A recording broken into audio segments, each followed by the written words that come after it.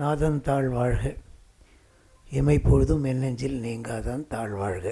எல்லாம் வல்ல பரமேஸ்வரன் கிருபையால் மகா சிவராத்திரி 34வது வருஷம். அடியேன் லயப்பிரியன் பாபநாசம் குமார். நான் நடத்துகிறேன்னு சொல்ல முடியாது, சிவன் அவர் நடத்துகிறார் சிவராத்திரியை. அதுக்கு எல்லாரும் உறுதுணையாக இருக்கா. ரொம்ப பெரிய விஷயம் என்னென்னா, ஒரு பிரவச்சனம் அப்படின்னா அதை ரொம்ப தீர்க்கமாக அதை பற்றி ஆராய்ச்சி பண்ணி அப்படியே சொல்கிறது, ஒரு ஃப்ளோவில் அப்படியே கண்டினியூஸாக சொல்கிறதுங்கிறது ரொம்ப சிரமமான விஷயம். அதை இன்றைக்கி சிவராத்திரி மகிமை சிவன் பற்றி சொல்கிறதுக்காக டி.கே. பாலாஜி அவர்கள், ஸ்ரீவித்யா உபாசகர் அவர் வந்திருக்கார். அவர் இன்றைக்கி ஒரு சொற்பொழிவு ஆற்ற இருக்கார். இது எல்லோரும் அமைதியாக கேட்டு, இது நேராக வர முடியாதவ இந்த கிரி ட்ரேடிங் கம்பெனி மீடியா பார்ட்னராக இதுக்கு த்ரூ பண்ணுறா. நீங்கள் அதோட டீட்டெயில்ஸ் வேணுன்னா கூட கேட்டு தெரிஞ்சுக்கலாம். அதில் நீங்கள் உங்களோட ரிலேட்டிவ்ஸ், ஃப்ரெண்ட்ஸ் எல்லாருக்கும் ஃபார்வேர்ட் பண்ணலாம். எல்லோரும் பார்க்க முடியும், உலகம் பூரா பார்க்குறதுக்காக இது ஏற்பாடு பண்ணியிருக்கு. அவளுக்கு எங்கள் நன்றியை தெரிவிச்சுட்டு இப்பொழுது டி.கே. பாலாஜி அவர்கள் சொற்பொழிவு ஆற்ற இருக்கிறார்கள். எல்லோரும் அமைதி காத்து உங்கள் செல்ஃபோன் கொஞ்சம் ஆஃப் பண்ணிட்டு கொஞ்சம் ரொம்ப கான்சன்ட்ரேட் பண்ணி கேட்டால் தான் சொற்பொழிவு புரியும். அவ்வளோ ரொம்ப வசதியான விஷயங்கள்லாம் சொல்கிறார் அவர். அதை நீங்கள் எல்லோரும் சிரமம் கொடுத்து கேட்டு சிவனோட அருளை கிடைக்கணும்னு நான் பிரார்த்தனை பண்ணிக்கிறேன். நம சிவாயம். ஓம் ஸ்ரீ குருப்யோ நம. ஹரி ஓம். க்ளாம்பரதரம் விஷ்ணும் தசிவர்ணம் சதுர்புஜம் பிரசன்னவதனம் த்யாயேத் சர்வவிக்னோபசாந்தயே. யஸ்ய பிரசாதாத் அகமேவ சர்வம் மய்யேவ சர்வம் பரிகல்பிதஞ்ச இத்தம் விஜானாமி ததாத்மரூபம் தஸ்யாங்கிரயுக்மம் பிரணதோஸ்மி நித்யம். சமஸ்தகுருமண்டலதேவதாभ्यो நமः. சதாசிவசமாரம்பாம் பகவத்பாதமத்யமாம் அஸ்மதாச்சார்யபர்யந்தாம் வந்தே குருபரம்பராம். சாந்தவிமலப்பிரகாச ஆத்மகுகஜிதானந்தமண்டிதா பிரகாசானந்தமிதுனாசா குலஸ்ரேணி சதா ஜயதி. சத்குருச்சரணாரவிந்தாभ्यां நமः. ஆபாதாளநபஸ்தலாந்தபுவனபிரம்மாண்டமாவிஸ்ஃபுரத் ஜோதிஸ்பாட்டிகலிங்கமௌலிவிலசத்பூர்ணேन्दुवान्तामृतैः. अस्तोकाप्लुतमेकमीशमनिशं रुद्रानुवाकाञ्जपन् ध्यायेदीप्सितसिद्धये ध्रुवपदं विप्रोऽभिषिञ्चेच्छिवम्. ब्रह्माण्डव्याप्तदेहा भसितहिमरुचा भासमाना भुजङ्गैः कण्ठे कालाकबर्धा कलितससिकला चण्डकोदण्डहस्ताः. त्रक्षा रुद्राक्षमाला प्रकटितविभवा शाम्भवा मूर्तिभेदाः. रुद्रा श्रीरुद्रसूक्तप्रकटितविभवं न प्रयच्छन्तु सौख्यम्. சமஸ்தகுருமண்டலதேவதாभ्यो நமः. சிவராத்திரியினுடைய மகிமையை பற்றி எத்கிஞ்சது யதாமதி சொல்கிறதுக்கு குருவனுடைய கிருபையை பிரார்த்தனை பண்ணிட்டு ஆரம்பிப்போம். மகிமை அப்படின்னாலே சிவனுடைய மகிமையை பற்றி சொல்கிறது அப்படின்னு சிவமகிம்னா ஸ்தோத்திரம்னே ஒரு கிரந்தம் இருக்குது. சிவராத்திரியை பற்றி சொல்லணும் அப்படின்னா 2-3 விஷயங்களை வச்சுட்டு சிவராத்திரி அப்படின்னு சொல்கிற வழக்கங்கள் இருக்குது. சிவன் பார்வதி அவர்களுடைய உத்வாக காலம் அப்படின்னும் கொண்டாடக்கூடியதும் சிவராத்திரின்னு சொல்கிற வழக்கம். இன்னொன்று அமிர்த மதனம் அப்படின்னு பண்ணக்கூடிய காலத்தில் அதில் அந்த விஷத்தை ஸ்வீகரணம் பண்ணின தினம் அப்படிங்கிறதுனாலையும் சிவராத்திரி அப்படின்னு சொல்லப்படுறது. இது ரொம்ப மகிமையான ஒரு காலம் அப்படின்னு சொல்லப்பட்டிருக்கு சாஸ்திரங்களில்.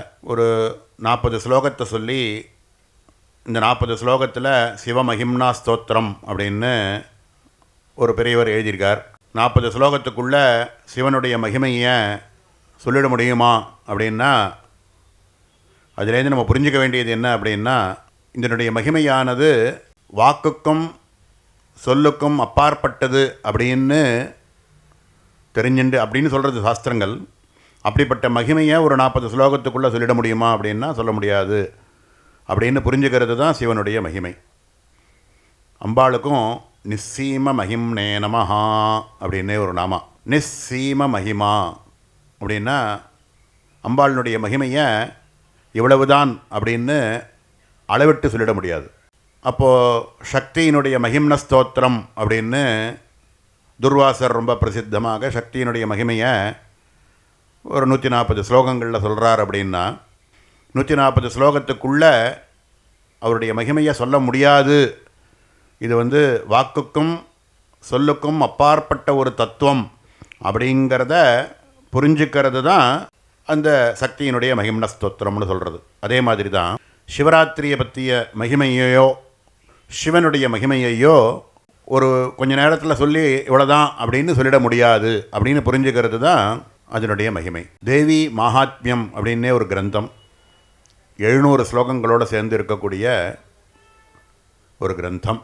மந்திரம் அது பூரா மார்க்கண்டேய புராணத்தில் வரக்கூடிய ஒரு கிரந்தம். 700 ஸ்லோகத்துக்குள்ளே அடைக்கப்படிவிடுமா அம்பாளினுடைய ஒரு மகிமையை அப்படின்னா அடக்க முடியாது அப்படின்னு தெரிஞ்சுக்கிறது தான் அதனுடைய தத்துவம். எத்தனையோ தேவதர்கள் இருந்தாலும் எல்லா தேவர்களுக்கும் மகானாக மகத்தாக இருக்கக்கூடிய ஒரே தேவதை அப்படின்னு யாரையாவது ஒத்தரை சொல்லுங்கோ அப்படின்னா மகாதேவர் அப்படின்னு சிவனை சொல்கிற வழக்கம். தேவர்களுக்கெல்லாம் மகத்தாக இருக்கக்கூடிய ஏகதேவர் அப்படின்னு சொல்லணும்னா சிவனை சொல்லலாம். அப்படி என்னத்தினால அவரை மகாதேவன்னு ஏன் சொல்லணும் அப்படின்னு புராணோக்தமாக முதல்ல பார்ப்போம், அப்புறம் வேதாந்தோக்தமாகவும் பார்ப்போம். புராணோக்தமாக பார்க்கும் பொழுது அமிர்த மதனம் அப்படின்னு ஏற்பட்ட பொழுது தேவர்கள் அசுரர்கள் எல்லாருமா சேர்ந்து அந்த அமிர்த மதனத்தை பண்ணுறா. அப்படி பண்ணும் பொழுது அதுக்குள்ளேருந்து வந்த விஷயங்கள்னு எடுத்துட்டோம்னா பல விஷயங்கள் அதுலேருந்து வெளியில் வந்தது. சிந்தாமணி அப்படின்னு ஒரு கல் வந்தது, கௌஸ்துபம் அப்படின்னு ஒரு மணி வந்தது. இப்படி பல விஷயங்கள் அதுலேருந்து வந்தது. மகாலட்சுமியும் அதுலேருந்து வந்தவள் தான். ரம்பா ஊர்வசின்ற மாதிரி இருக்கக்கூடிய தேவதா ஸ்திரீகள்லாமும் அதுலேருந்து வந்தவாள்னு சொல்கிறது. காமதேனு அப்படின்னு சொல்லக்கூடியது, கல்பவருட்சம் அப்படின்னு சொல்கிறது, இவைகள் எல்லாமுமே அந்த அமிர்த மதனத்தும் பொழுது ஒன்றொன்னா வெளியில் வந்தது. இதெல்லாம் எல்லாரும் ஒவ்வொருத்தர் போட்டி போட்டுண்டு இது எனக்கு வேணும் இது எனக்கு வேணும் அப்படின்னு தேவர்களே, மனுஷரை விட்டுருவோம், தேவர்களே இது எனக்கு வேணும் அப்படின்னு ஒவ்வொருத்தராக ஒன்றொன்றத்தை எடுத்துக்கிறா. அப்படி வந்துன்னு இருக்கக்கூடிய காலத்தில் அமிர்தம் வரத்துக்கு முன்னாடி ஹாலாகலம் அப்படின்னு ஒரு விஷமானது ஒன்று வருது. ஹாலாகலம் விஷம் வந்த உடனே அத்தனை பேரும் பயந்துடுச்சுன்னு ஓடுறாளாம் தேவர்கள்லாம். இங்கே அமிர்தம் கிடைக்கும்னு நினச்சின்னு வந்தோம், நம்ம திருப்பி பிறக்காமல் இருக்கக்கூடிய ஒரு நிலை நமக்கு கிடைக்கணும்னு நினச்சிட்டு வந்தோம். ஆனால் இங்கே விஷம் வந்துவிடுது, இது மேலே பட்டாலே பிராணம் போயிடுமே அப்படின்னு பயந்துண்டு தேவர்களும் ஓடுறாளாம், அசுரர்களும் எல்லாரும் ஓடுறாளாம் அங்கேருந்து. அப்போது மகாதேவனாக இருக்கக்கூடிய பரமேஸ்வரன் அங்கே வந்து அபயம், பயப்படாதீங்கோ அப்படின்னு சொல்லி ரட்ச பண்ணுறதுக்கோசரம் அந்த ஹாலாகல விஷத்தை தான் ஸ்வீகரணம் பண்ணிக்கிறார். எப்பேற்பட்ட ஒரு உலகத்துக்கு மேலே இருக்கக்கூடிய கருணை அப்படின்னா, இந்த விஷமானது பிரவகிச்சது அப்படின்னா பிரபஞ்சமே போயிடும். அப்படிப்பட்ட விஷம், அதை அவர் ஒருத்தரால் தான் அதை தாங்க முடியும்ன்றது ஒரு விஷயம் இருக்கட்டும். விஷத்துக்கும் அமிர்தத்துக்கும் பேதத்துவமே பார்க்க முடியாத அளவுக்கு இருக்கக்கூடிய ஒரு மகாதேவன் அதை எடுத்து ஸ்வீகரணம் பண்ணி வாயில் விட்டுக்கிறார். கண்டத்தில் அப்படியே நிறுத்தி விடுறார். ஏன் அப்படின்னா வயத்துக்குள்ள சர்வ அண்டங்களும் இருக்குது. மகாதேவனுடைய சிவனுடைய உதரத்துக்குள்ள சர்வ அண்டங்களும் இருக்குது. அங்கே போச்சுன்னா சர்வ அண்டமும் நாசமாயிடும் அப்படிங்கிற ஒரு பயத்தினாலையும் கண்டத்திலேயே அப்படியே நிற்க வச்சுடுறார். அதனால் அவருக்கு பிரசித்தமாக நீலகண்டன் அப்படின்னு பேர் அப்படின்னு சாஸ்திரங்கள் புராணங்கள் சொல்கிறது. அப்போது மற்ற விஷயங்கள் போகத்துக்கும் சுகத்துக்கும் விஷயமாக இருக்கக்கூடிய விஷயங்களை எல்லா தேவர்களும் ஆசைப்படுறா. ஆனால் ரொம்ப பயப்படக்கூடிய விஷயமாக இருக்கக்கூடிய ஹாலாகல விஷம் வந்த உடனே யாருமே வரலையே அப்படிங்கும் பொழுது அதை தான் எடுத்து ஸ்வீகரிச்சுன்றதுனாலேயே மகாதேவன்னு பேர் அப்படிங்கிறார். தேவர்களுக்கெல்லாம் தேவராக இருக்கக்கூடிய ஒரே மகான் அவர் பரமேஸ்வரன். பரமேஸ்வரன் சொல்கிறோமே, இவரை எப்படி தியானம் பண்ணுறது அப்படின்னா பலவிதமாக தியானங்கள் சிவனுக்கு சொல்லப்பட்டிருக்கு. இந்த சிவராத்திரி காலங்களில் யார் ஒருவன் இந்த சிவனுடைய மகிமைகளையும் அதில் வேதோக்தமாக சொல்லப்பட்டிருக்கக்கூடிய ருத்ராதி பாகங்களை யார் ஒருவன் தியானிக்கிறானோ அவனுக்கு ஈப்சித பதம், அவன் ஆசைப்படக்கூடிய எதுவாக இருந்தாலும் கொடுக்கக்கூடிய வல்லமை உள்ளவர் சாம்ப பரமேஸ்வரன். சிவன்னு தனியாக ஒரு ஸ்வரூபம் கிடையாது, சக்தி அப்படின்னு தனியாக ஒரு ஸ்வரூபம் கிடையாது. சக்தியும் சிவனும் சேர்ந்து இருக்கக்கூடிய ஒரே ஸ்வரூபம், அர்த்தநாரி ஸ்வரூபம் அப்படின்னு தான் சாஸ்திரங்கள் சொல்கிறது. சிவன் இல்லாத சக்தியை மட்டும் தியானம் பண்ணுறவாளாக இருந்தாக்க தியானம் பண்ண முடியாது. சக்தியை தியானம் பண்ணணும்னா சிவனோடத்தான் சேர்ந்து தியானம் பண்ணணும். சிவனை தியானம் பண்ணுறதா இருந்தாலும் சக்தியோடத்தான் தியானம் பண்ண முடியுமே தவிர சிவனை மட்டும் தனியாக தியானம் பண்ண முடியாது. ஏன்னா இது ரெண்டும் பிரிக்க முடியாத ஒரே தத்துவம் அப்படின்னு சொல்லப்பட்டிருக்கு. சிவனை அடையணும் அப்படின்னா என்ன பண்ணணும் அப்படின்னா, அம்பாளை உபாசித்தாலும் அம்பாள் தான் சிவஞான பிரதாயினி. சிவஞானத்தை கொடுக்கக்கூடியவள் யார் அப்படின்னா அம்பாள் அப்படின்னு சொல்லப்பட்டிருக்கு. சிவனை அடையணும் அப்படின்னா சிவ சாயுஜ்யம், நானுங்கிற ஆத்மவஸ்து என்ன அப்படிங்கிறத அடையணும் அப்படின்னு ஆசைப்படக்கூடிய ஒரு முமுட்சுவுக்கு என்ன பண்ணணும் அப்படின்னா அம்பாளினுடைய சரணங்களை தியானம் பண்ணினாக்க அம்பாளினுடைய சரணத்தினுடைய ஒரு மகிமையினால் சிவனுடைய கதியானது நமக்கு கிடைக்கிறது, சிவஞானமானது நமக்கு கிடைக்கிறது அப்படின்னு பிரம்மாண்ட புராணத்தில் வரக்கூடிய ததந்தர்கதமாக இருக்கக்கூடிய லலிதா சகஸ்ரநாமாதி ஸ்தோத்திரங்களில் சிவஞான பிரதாயினி அப்படின்னு சொல்லப்பட்டிருக்கு. சிவனும் சக்தியும் பிரிக்க முடியாத ஒரே தத்துவம்னு சொல்கிறோம். இப்படிப்பட்ட சிவனை எப்படி தியானம் பண்ணுறது அப்படின்னா, வேதோக்தமாக இருக்கக்கூடிய ருத்ரம் அப்படின்னு நம்ம சொல்கிறோமே, வேதத்தில் மத்திய பாகத்தில் 4 வேதம் இருக்குது. அதில் மத்தியமமாக இருக்கக்கூடிய யஜுர்வேதம், யஜுர்வேதத்தில் மொத்தம் 7 கண்டங்கள். அதில் 5வது கண்டமாக இருக்கக்கூடியதில் நடுப்புற மத்திய பாகமாக சதருத்ரீயம் அப்படிங்கிற ஒரு பாகம். சதருத்ரிய பாகத்துக்குள்ள 11 அணுவாக்கங்கள். அந்த 11 அணுவாக்கத்தில் 8வது அணுவாக்கத்துக்குள்ள மத்தியமமாக நம சிவாயச்ச சிவதராயச்ச அப்படிங்கிற சிவனுடைய மந்திரமானது அதுக்குள்ளே சொல்லப்பட்டிருக்கு. ந ம ஷி வா ய அப்படின்னு இருக்கக்கூடிய 5 அக்ஷரங்கள் இருக்கிறதுனால இதுக்கு பஞ்சாட்சரம்னு பேர். இந்த பஞ்சாட்சரம் அப்படின்னு சொல்லக்கூடிய மந்திரத்தை தியானம் பண்ணுறதுனாலேயே சிவனை அடையலாம் அப்படின்னு ஒரு விதானம்.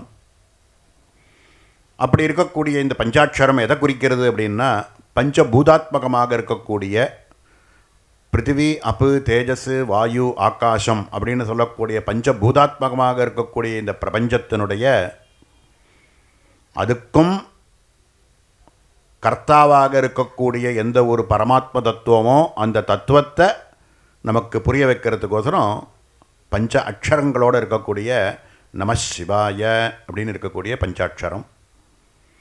பஞ்சபூதாத்மகமாக இருக்கக்கூடிய பிரபஞ்சத்துக்கு அதிஷ்டான சத்தியமாக இருக்கக்கூடியவர் சிவன் அப்படின்னு தியானம் பண்ண சொல்கிறது. இதை தியானம் பண்ணி நம்ம தெரிஞ்சுக்க வேண்டியது என்னென்னா, அந்த சிவன் அப்படின்னு சொல்லக்கூடிய ஸ்வரூபத்துக்கும் நானுங்கிற ஆத்மவஸ்துக்கும் பேதமில்லை அப்படின்னு தெரிஞ்சுக்கிறதே இந்த மந்திரத்தினுடைய மகத்துவம். சிவன் சொல்லக்கூடிய ஸ்வரூபம்னு தான் நமக்கு தெரியும்.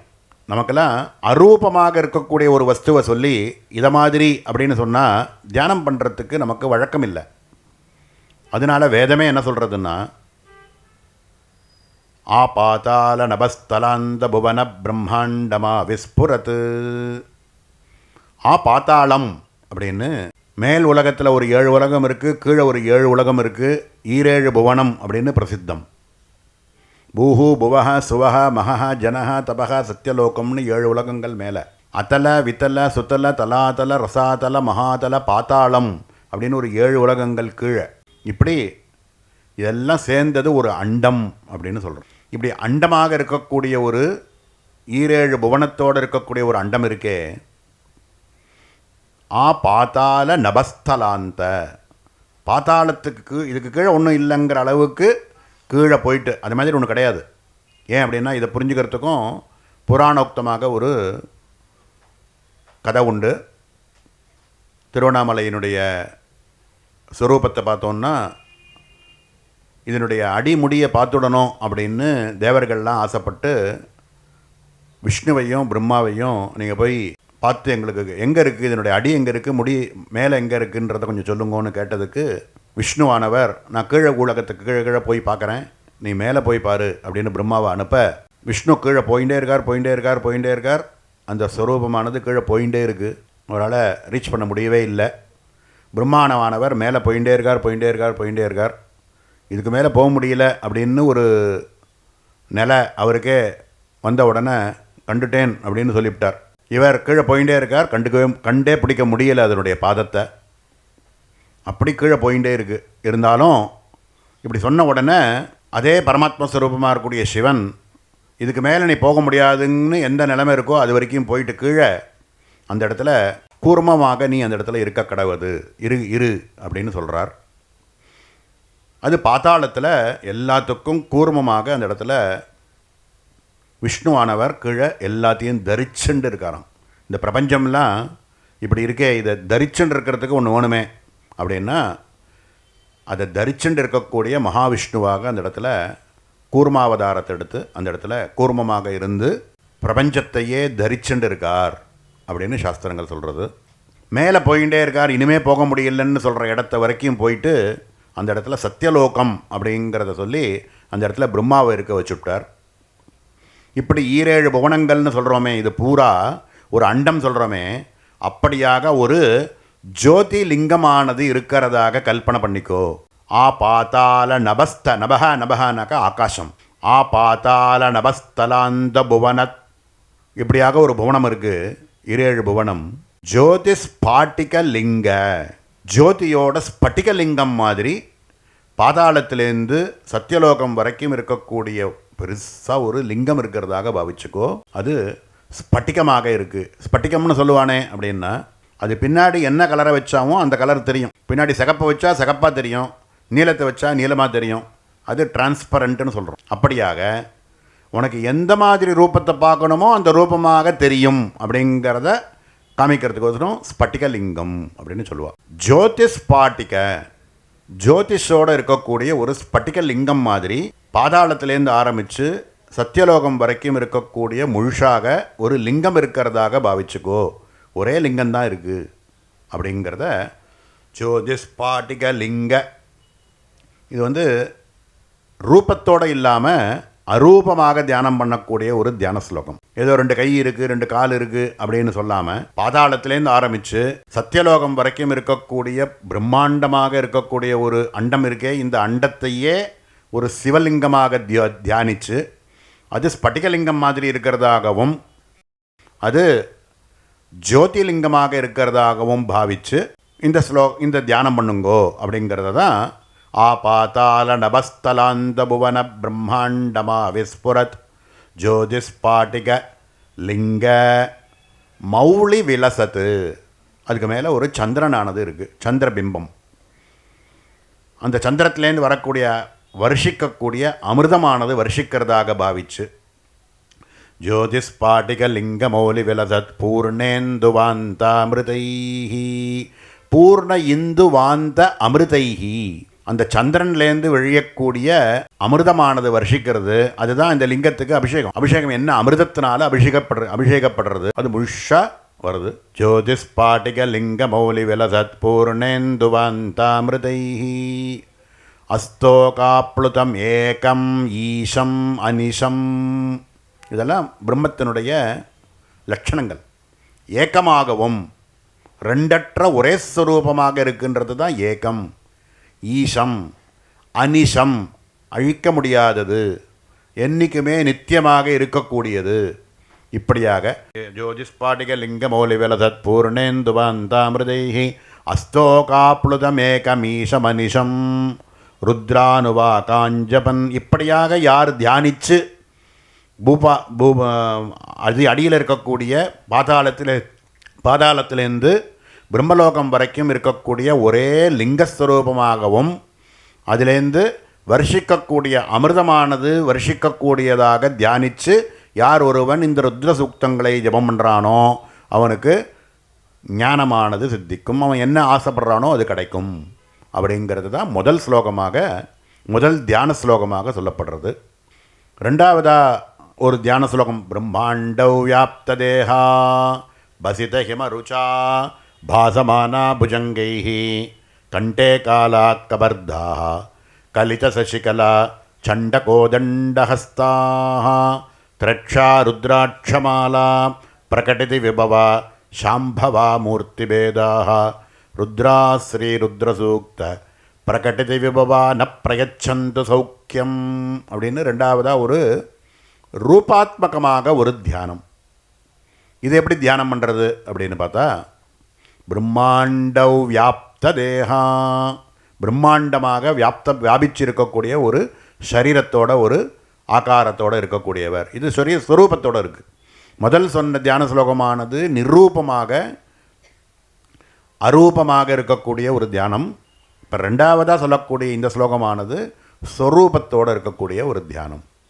பிரம்மாண்டௌ வியாப்த தேஹா பசித ஹிமருச்சா பாசமானா புஜங்கைஹி, பிரகாசமாக அப்படியே ரொம்ப பராக்கிரமத்தோடு இருக்கக்கூடிய புஜங்களோடு இருக்கக்கூடிய பரமசிவன் அப்படின்னு தியானிக்க சொல்கிறார். திருஷதி ஆரம்பிக்கிறதுல கூட நமோ ஹிரண்யபாகவே நமஹா அப்படின்னு தான் ஆரம்பிக்கும். ஹிரண்யபாஹு, அவருடைய தோளானது பார்த்தா அப்படியே மயங்கி விழுந்துருவாளாம். அந்த அளவுக்கு அவருடைய தோளானது ஆக்கர்ஷண மூர்த்தியாக இருக்குது. அப்படியாக இருக்கக்கூடிய ஹிரண்யபாகவே நமஹா அப்படின்னு ஆரம்பிக்கிறது. அது மாதிரி அவருடைய பாஹு அப்படி விஸ்தாரமாக ரொம்ப விஸ்தாரமாக இருக்குது, பலப்பராக்கிரமத்தோடு இருக்குது அப்படிங்கிறது தான் அந்த இடத்துல பிரம்மாண்டௌ வியாப்த தேஹா பசித ஹிமருச்சா. ஹிமம் அப்படின்னு சொல்லக்கூடிய ஹைமம் அப்படின்னு சொல்லக்கூடிய ஹிமாலயாஸ் மலையில் இருக்கக்கூடிய ஒரு ஜில்லுப்போடு இருக்கக்கூடிய இது இருக்குது, ஐஸ் கட்டி மாதிரி இருக்கே, அதுதான் ஹிமருச்சா. அப்படியாக ரொம்ப ஜில்லுன்னு இருக்காராம். ஹிமருச்சா பாசமானா, ரொம்ப பிரகாசமாக இருக்காராம். புஜங்கைஹி, அவருடைய தோளானது அப்படியே ஆக்கர்ஷண மூர்த்தியோடு இருக்குது. கண்டே காலாகா, அவருடைய கண்டமானது நீலகண்டமாக, அந்த விஷத்தை சாப்பிட்டதுனால ஏற்பட்ட ஒரு கண்டமானது அப்படியே நீலகண்டமாக இருக்குது. கண்டே காலாகா கபர்தாகா, கபர்தம் அப்படின்னா அவருடைய தலை முடையானது ஜடையாக இருக்கான், ஜடையாக இருக்குது. அப்படியே தலை வந்து ஜடாஜாரியாக இருக்கார். கண்டே காலா கபர்தாக கலித சசிகலா, தலையில் ஒரு சந்திர பிம்பமானது இருக்குது. கலித சசிகலா சண்ட கோதண்டஹஸ்தா, கையில் வச்சுருக்கிறது கோதண்டத்தை வச்சுருக்கார். அவர் கையில் வச்சுருக்கக்கூடியது நம்ம இப்போல்லாம் தெரிஞ்சுட்டுருக்கிறது திரிசூலதாரி அப்படின்னு தெரியும் எல்லாருக்கும். ஆனால் சிவனுக்குன்னே பிரத்யேகமாக இருக்கக்கூடிய ஒரு ஆபரணம், அவர் கையில் வச்சுருக்கக்கூடிய விஷயம் என்ன அப்படின்னா, அவர் கையில் வச்சுருக்கக்கூடியது பினாக்கம் அப்படின்னு சொல்லக்கூடிய ஒரு கோதண்டம். அந்த கோதண்டத்தை கையில் வச்சுருக்காராம். சண்ட கோதண்டஹஸ்தா திரட்சா, 3 கண்ணு இருக்குது அவருக்கு. சந்திரன் ஒரு கண்ணு, சூரியன் ஒரு கண்ணு, அக்னி ஒரு கண்ணு. 3 சோர்சஸ் ஆஃப் லைட்டுன்னு சொல்லுவோம். சூரியன், சந்திரன், அக்னி அப்படின்னு சொல்லக்கூடிய 3த்தையுமே தன்னுடைய கண்ணாக வச்சுருக்கார். திரட்சா ருத்ராட்சமாலா, ருத்ராட்ச மாலைகளை தரிச்சுருக்கார். திரட்சா ருத்ராட்சமாலாக சர்வாலங்கார பூஷிதாகவா இருக்காருன்னு சொல்கிறார். சிவன் எங்கேயாவது சர்வாலங்கார பூஷிதம்னு பார்த்துருக்கோமான்னு பார்த்தோன்னா, அவர் போட்டுன்னு இருக்கக்கூடிய விஷயங்கள்லாம் பார்த்தீங்கன்னா, காதில் சின்னதாக ஒரு பாம்பு எடுத்து காதில் போட்டுருக்காராம். கழுத்தில் நாகத்தையே ஒரு பாம்பையே எடுத்து கழுத்தில் ஒரு ஆபரணமாக போட்டுருக்காராம். யக்ஞோபவீதம்னாலும் அதுவும் பாம்பையே யக்ஞோபவீதமாக போட்டுருக்காராம். சரி, பெல்ட் மாதிரி கட்டின்னு இருக்காரு என்னென்னு பார்த்தா அதுவும் ஒரு நாகம். வரல் என்ன போட்டுருக்காருன்னா, வரல்லாம் ஒரு வரல்லையும் சின்ன சின்ன நாகங்களை பிடிச்சி மோதிரமாக்கி கையில் போட்டுருக்காராம். கையில் ரிஸ்ட்டில் போட்டுக்கக்கூடிய பிரேஸ்லெட் மாதிரி நம்ம போட்டுக்கிறாள், இதெல்லாம் என்னென்னா அங்கே ஒரு பாம்பு. கையில் தோள்பட்டையில் போட்டுக்கிற ஒரு பாம்புன்னு அங்கே கட்டிக்கிறதுக்குன்னு ஒரு பாம்பு. பலவிதமான சைஸில் வெவ்வேறு பாம்புகளை பிடிச்சி எல்லா இடத்துலையும் கட்டின்னு இருக்காராம். காலில் பார்த்தா காலில் வளையம் மாதிரி ஒரு பாம்பு. இப்படி சர்வாலங்கார பூஷிதாகனா பாம்பு மயமாக பூச்சாண்டின்னு சொல்லுவாளே, பூச்சாண்டி மாதிரி பார்த்தா பயந்து போகிற மாதிரி. ஆனால் அவருக்கு பயப்படலையோ அப்படின்னு கேட்டால், அவர் கண்டத்தில் இருக்கக்கூடிய அந்த ஹாலாகல விஷம் இருக்கே, அது இந்த பாம்பினுடைய விஷத்தை விட பல மடங்கு விஷம் ஜாஸ்தியாக இருக்கக்கூடியதை கண்டத்தில் வச்சுட்டு இருக்கிறதுனால இந்த பாம்புக்கெல்லாம் ஸ்மெல்லில் தெரியுமா, நம்ம தவறி போய் இந்த சரீரத்தை கடிச்சுவிட்டோம்னா நம்ம பிராணம் போயிடும் அப்படின்னு பாம்புக்கு தெரியுமா. ஏன்னா அதை விட விஷம் ஜாஸ்தியாக இருக்கக்கூடிய ஹாலாகல விஷமானது அவர் கண்டத்தில் இருக்குது. அதனால் எதுக்கும் பயம் இல்லை. பார்க்குறவாளுக்கு வேணால் பயமாக இருக்கும்னா, இப்பேற்பட்ட மூர்த்தியை தியானம் பண்ணுறதுனால பயங்கிறது கிட்ட வராது அப்படிங்கிறது தான் அதில் விஷயம், தத்துவம். அப்படியாக சர்வாலங்கார பூஷிதமாக இருக்கார் அப்படின்னா பாம்பு எல்லாத்தையும் ஒரு இடத்துலையும் அங்கங்களில் எல்லா இடத்துலையும் தரிச்சுண்டு இப்படியாக இருக்கார். இப்படியாக இருக்கக்கூடிய ஒரு கையில் ஒரு கோதண்டத்தையும் வச்சுண்டு இப்படி இருக்கக்கூடிய ஒரு ஸ்வரூபம். ஜடாதாரியாகவும் பிரம்மாண்டவ் வியாப்ததேகா பசித ஹிமருஜா பாசமானா புஜங்கைகி கண்டே காலாக கபர்தாக கலித சசிகலா சண்ட கோதண்ட ஹஸ்தா திரட்சா ருத்ராட்சமாலா பிரகடித விபவா. இப்படியாக யார் ஒருவன் தியானித்து இந்த ருத்ர சூக்தங்களை ஜபம் பண்ணி அபிஷேகம் பண்ணுறானோ சிவனுக்கு, அவனுக்கு தேவைப்படக்கூடிய ஆசைப்படக்கூடிய சர்வமும் அவனுக்கு வந்து சேர்றதுன்னு சாஸ்திரங்கள் சொல்கிறது. இந்த ருத்ர சூக்தத்தை 11 அணுவாக்கத்தோடு இருக்கக்கூடிய இந்த சூக்தத்தை ஒரு வாட்டி யார் ஒருவன் சொன்னானோ அதனுடைய மகிமையே ருத்ர ஏகாதசினி. 11 ஆவர்த்தி சொல்கிறதுனால அதுக்கு பேர் ருத்ர ஏகாதசினின்னு பேர். இதுக்கே பரமகத்து ரொம்ப பெரிய மகத்தான பலன்களை சாஸ்திரங்கள் சொல்லியிருக்கு. இதையே 11 ஆவர்த்தி ருத்ர ஏகாதசினி அப்படிங்கிறத 11 வாட்டி சொன்னாக்க அதுக்கு பேர் மகாருத்ரம் அப்படின்னு பேர். அதுக்கு வந்து லகுருத்ரம்னு பேர். இப்படியாக 11 லகுருத்ரங்களை யார் ஒருவன் ஜபிக்கிறானோ அவனுக்கு மகாருத்ரம்னு பேர். 11 மகாருத்ரங்களை சொல்லக்கூடியவாளுக்கு அதிருத்ரம்னு பேர். இப்படியாக ருத்ர ஜபங்களுக்கு பலவிதமான கணக்கு விதமாக கொடுத்துருக்கா. ஒரு ஆவர்த்தி ருத்ரம் சொன்னாலே அதனுடைய மகிமை என்னங்கிறத கேட்டது எல்லாத்தையும் கொடுக்கக்கூடிய ஆசுதோஷி அப்படின்னு பேர் சிவனுக்கு. ஆனால் அப்படி ஆரம்பிக்கக்கூடிய அந்த மந்திரமானது முதல்ல எதை குறிக்கிறது, எதை சொல்கிறது அப்படின்னா, ஓம் நமோ பகவதே ருத்ராய. இது வந்து ருத்ர சூக்தத்தில் வரக்கூடியது இல்லை, முதல்ல சொல்லக்கூடிய மந்திரம். ஓம் நமோ பகவதே வாசுதேவாயன்னு சொல்கிறோமே, அது மாதிரி நமோ நாராயணாயன்னு சொல்கிற மாதிரி ருத்ரனுக்குன்னு இருக்கக்கூடிய மந்திரமானது ஓம் நமோ பகவதே ருத்ராய. தசாட்சரி 10 அக்ஷரங்களோடு இருக்கக்கூடிய மந்திரம் ஓம் நமோ பகவதே ருத்ராய அப்படின்னு சொல்லிவிட்டு முதல்ல ஆரம்பிக்கும் போதே நமஸ்தே ருத்ரமன்யவே, அவருடைய கோபத்துக்கு நமஸ்காரம். அவர் கோபப்படுவாரா? கோபம்ன்றது எப்போ வரும் அப்படின்னா, யாராவது ஏதாவது தப்பு பண்ணினா தான் கோபம் வருமே தவிர, கோபம் வரக்கூடிய சாந்தஸ்வரூபி இருக்கிறதுக்குள்ள சிவனுக்கு பேரே சாந்தம் சிவமத்வைதம் சதுர்த்தம் மன்யந்தே அப்படின்னு சொல்கிறது சாஸ்திரம். உபனிஷத்துக்கள்லாம் சொல்லக்கூடியது. மாண்டூக்கிய உபனிஷத்தில் சொல்லக்கூடிய மந்திரம் சாந்தம் சிவம் அத்வைதம் சதுர்த்தம் மன்யந்தே. சிவம் சிவம்ன்ற பதத்துக்கே மங்களகரமானது, ரொம்ப மங்களகரமாக அதிமங்களமாக இருக்கக்கூடிய ஸ்வரூபத்துக்கு சிவம்னு பேர். அப்படி சிவம் சாந்தம், ரொம்ப சாந்தஸ்வரூபியாக இருக்கார். அப்படி சாந்தஸ்வரூபியாக இருக்கிறவருக்கு போய் முதல்ல ருத்ரம் ஆரம்பிக்கும் பொழுதே நமஸ்தே ருத்ர மன்யவே. மன்யவே மன்யூனாக கோபம், அவருடைய கோபத்துக்கு நமஸ்காரம் அப்படின்னு ஆரம்பமே நமஸ்தே ருத்ர மன்யவ உதோத இஷவே நமஹா அப்படின்னு ஆரம்பிக்கிறது. கோபம் அப்படின்னா சாதாரணமாக கோபம் வராது. எப்படிப்பட்டவர்னு அவர் கோபம் வருமானு பார்க்கணுன்னா சரித்திரங்களில் பார்த்தா நமக்கு தெரியும். கோபமே வராது. எப்படி வரும் கோபம்? கண்ணப்ப நாயனார்னு ஒருத்தர் இருந்தார். வாயில் தண்ணியை எடுத்துன்னு வந்து மேலே துப்புறார். கையில் கிடச்ச மாம்சம் அதை கொண்டு வந்து நைவேத்தியம் பண்ணுறார். லிங்கத்தில் கையில் கிடச்ச புஷ்பங்களை எடுத்து பூஜை பண்ணிகிட்டே வரார். அஷ்டோத்திரத்தை சொல்லிகிட்டே வரார். 107 தான் இருக்குது.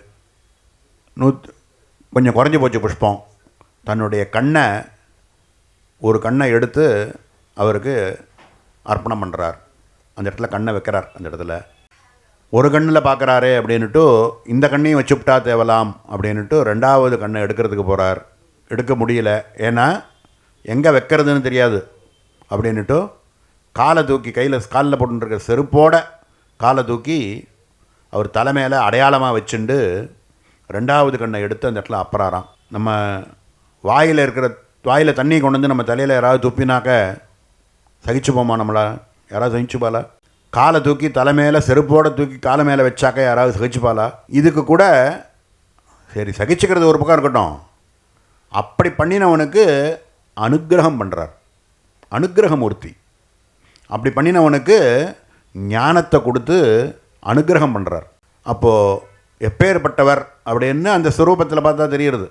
அவருடைய லீலைகளில் பார்த்தோன்னா நமக்கு தெரிகிறது அவருக்கு கோபம் வருமா அப்படின்னு. ஆனால் அப்படிப்பட்ட சாந்த ஸ்வரூபமாக இருக்கக்கூடிய சிவனுக்கு ஆரம்பம் நமஸ்தே ருத்ரமன்யவே, அவருடைய கோபத்துக்கு நமஸ்காரம். யார்கிட்ட கோபம் வரும் அப்படின்னா, தர்மத்துக்கு விரோதமாக யார் ஒருவன் இருக்கானோ அந்த தர்மத்துக்கு விரோதமாக இருந்தால் தான் கோபம் வரும் சிவனுக்கு. தர்மத்துக்கு அவர் வச்சுட்டு இருக்கக்கூடிய அந்த விஷபம்னு சொல்கிறோமே, அவருடைய வாகனம் விஷபம் எதை குறிக்கிறது அப்படின்னா தர்மத்தை குறிக்கிறது. தர்மத்தில் இருக்கிறவங்கிட்ட கோபம் வராது, அனுகிரகம் பண்ணுவார். தர்மத்துக்கு விரோதமாக யார் ஒருத்தன் இருக்கானோ அவங்ககிட்ட அனுகிரகம் பண்ணணுங்கிறதுக்கோசரம் கோபம் இருக்கிறதாக காமிப்பார். அப்போ கூட அவர் கோபம் வராது, அனுகிரகம்தான் பண்ணணும். அதுக்கு கோபம் அந்த மாதிரி காமிச்சு தான் அவருக்கு அந்த அனுகிரகத்தை பண்ணணுங்கிறதுனால கோபம் அந்த மாதிரி காமிப்பார். அதனால தான் நமஸ்தே ருத்ரமன்யவ உதோத இஷவே நமஹா, அவருடைய கோபத்துக்கு நமஸ்காரம். வாஸ்தவத்தில் அவருக்கு கோபங்கிறதே வராது. கோபம் வராத சாந்தம் சிவமத்வைதம் சதுர்த்தம் மன்யந்தே அப்படிங்கிற ஸ்வரூபமாக இருக்கக்கூடியவர்.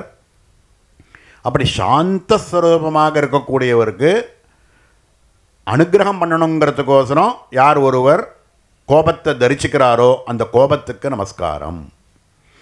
நமஸ்தே ருத்ரமன்யவே உதோத இஷவே நமஹா, அவருடைய இஷு, அவருடைய கையில் வச்சுருக்கக்கூடிய தனுசுக்கும் அவர் கையில் வச்சுருக்கக்கூடிய வில்லு அம்பு இவைகளுக்கெல்லாம் நமஸ்காரம் அப்படின்னு ஆரம்பிக்கிறது.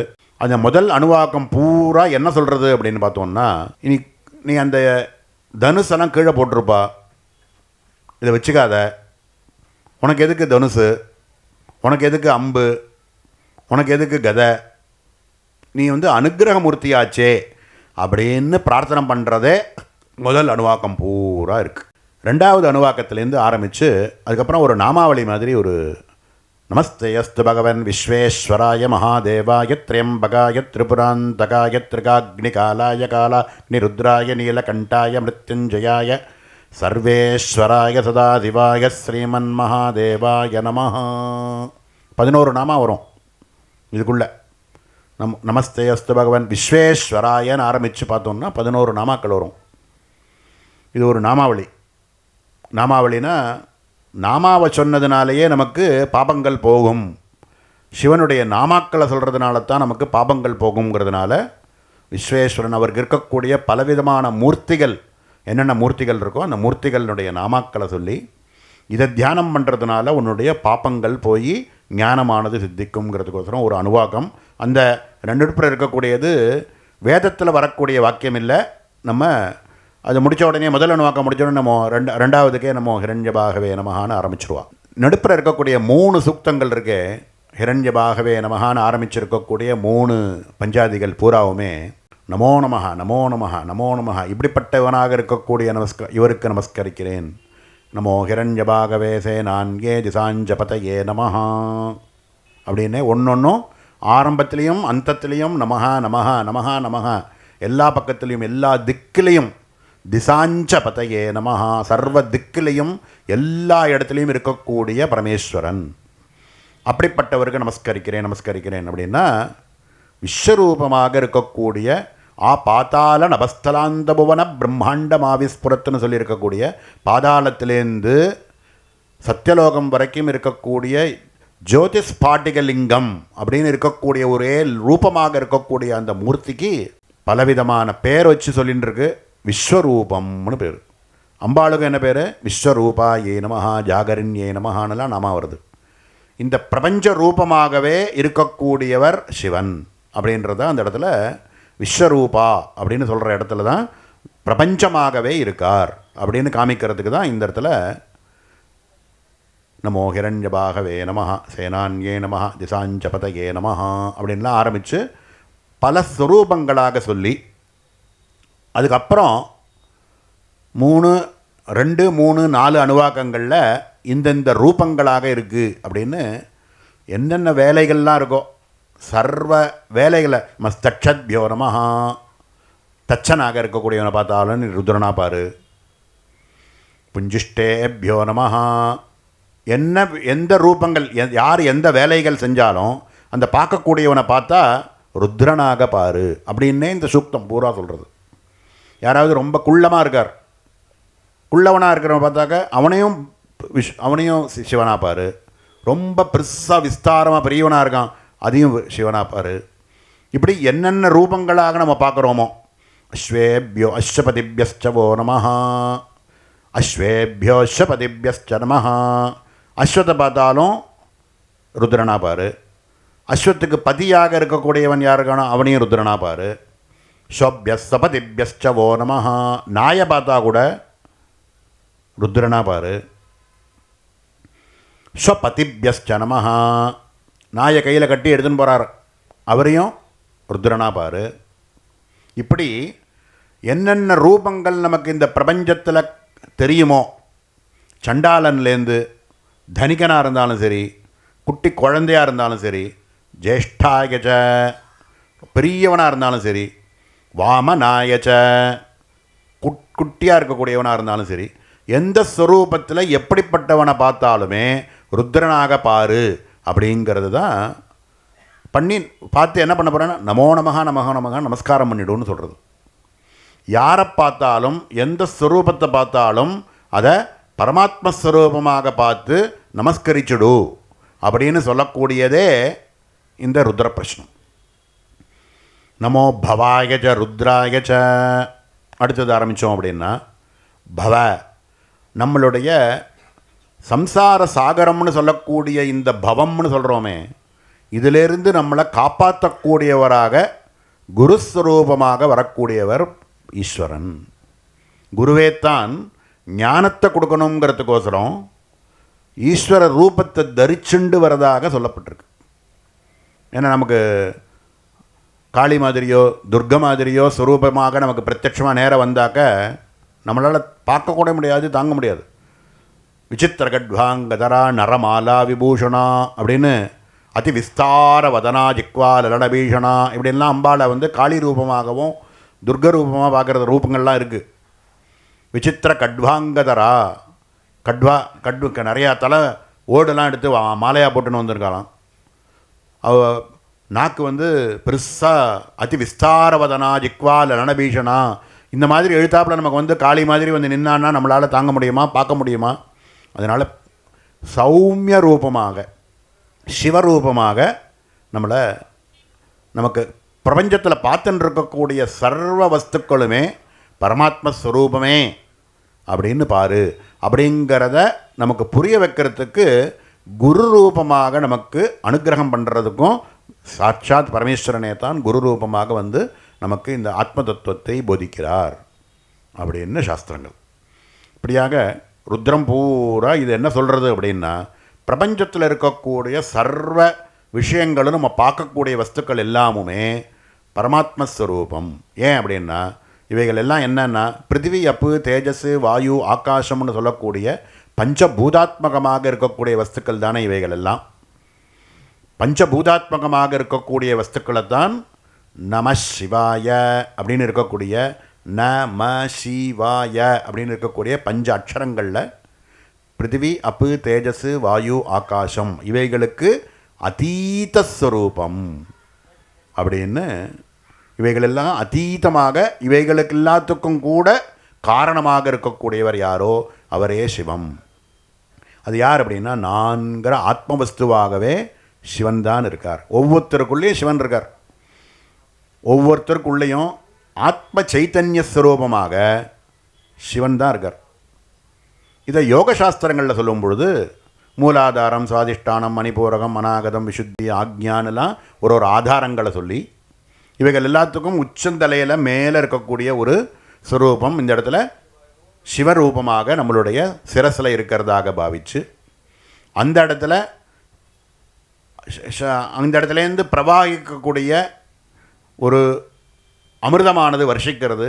அந்த அமிர்தமானது வருஷித்து நம்மளுடைய சரீரத்தை பூரா நினைக்கிறது அப்படின்னு யோகசாஸ்திரங்கள் இதே விஷயத்தை பிரம்மாண்டவ் வியாப்ததேகா பசித கெமருச்சா பாசமானா புஜங்கைஹி அப்படின்னு சொல்லியிருக்கக்கூடிய எந்த ஸ்வரூபமோ, ஆபாதால நபஸ்தலாந்த புவன பிரம்மாண்டம் ஆவிஸ்புரத்துன்னு சொல்லியிருக்கக்கூடிய தியான ஸ்லோகத்தில் சொல்லியிருக்கக்கூடிய ரூபமோ, மேலே பிரவகிச்சு இருக்கக்கூடிய அமிர்த வருஷமானது இருக்கே, அது சாட்சாத் நம்மளுடைய சகசிராரத்திலேருந்து வருஷிக்கக்கூடிய அமிர்தமானது வருஷித்து ஒரு ஆதாரமாக நினச்சி நம்மளுடைய மூலாதாரத்தில் இருக்கக்கூடிய குண்டலினி ரூபத்தை அபிஷேகம் பண்ணக்கூடிய தியானமாக தியானம் பண்ணு அப்படின்னு சாஸ்திரங்கள், யோக சாஸ்திரங்கள் சொல்கிறது. இப்படி எந்த ஸ்வரூபத்தை எடுத்துட்டாலும், எந்த வித்தியை எடுத்துட்டாலும் சொல்லக்கூடிய விஷயம் என்ன அப்படின்னா, பிரபஞ்சத்தில் இருக்கக்கூடிய சர்வ வஸ்துக்களையுமே பரமாத்மஸ்வரூபமாக பாவிச்சு பாரு. சர்வம் பிரம்மமயம், பிரம்மமேத்தான் சர்வ ரூபமாகவும் இருக்குது அப்படின்னு சர்வம் பிரம்மமயம்னு சொன்னதுக்கப்புறம் நான் நான் நான் நமக்கு தோணக்கூடிய ஒரு ஆத்மஸ்வரூபம் ஒன்று தோன்றதே, அது மட்டும் என்ன, அது மட்டும் தனியாக சர்வங்கிற பதத்துக்குள்ள அகம் அப்படிங்கிறது இருக்கா இல்லையா, அதுவும் சேர்ந்தது தானே, அகம்ங்கிற ஸ்வரூபமும் சேர்ந்தது தானே பரமாத்மஸ்வரூபம். அப்போ சர்வத்துக்குள்ள நானுங்கிறதும் இருக்கே, அப்போ நான் மட்டும் தனி இல்லை, நான்கிறதும் ஆத்மவஸ்துவே அப்படின்னு அகம் பிரம்மாஸ்மி அப்படிங்கிற நிலையை கொடுக்கக்கூடியதே இந்த சிவனுடைய இந்த மகத்துவம்.